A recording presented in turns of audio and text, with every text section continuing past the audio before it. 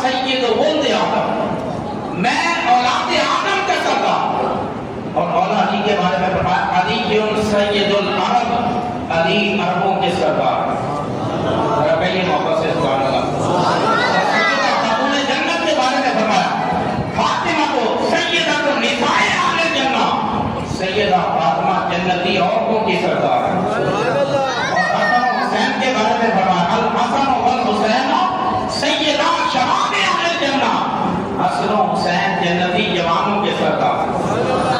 اس خاندان میں کوئی ایک سردار نہیں بلکہ ہر ایک ہی سردار ہے۔ اور سردار کا ایک معنی یہ بھی ہوتا ہے، سید کا معنی یہ بھی ہوتا ہے جس کے پاس لوگ اپنی مشکلیں لے کر جائیں اور وہ ان مشکلوں کو حل کرتے ہیں۔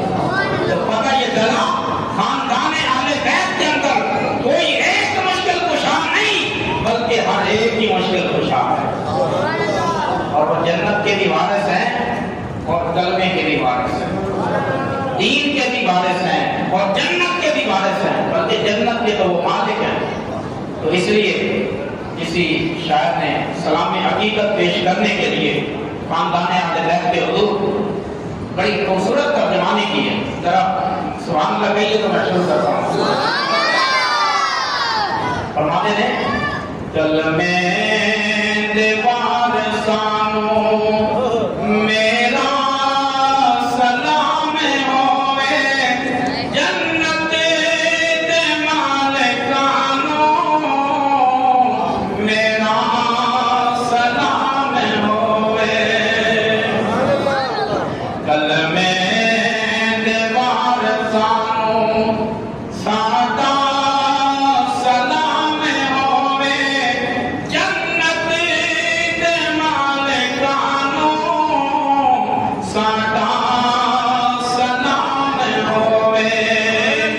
اور بھلیا نہیں جنہاں بھی سجدہ حسین والا، بھلیا نہیں جنہاں بھی سجدہ حسین والا، اولا نمازیانو ساڈا سلام ہوئے، کلمے دیوار سانو ساڈا سلام ہوئے، جنت دے مالکانو ساڈا سلام ہوئے۔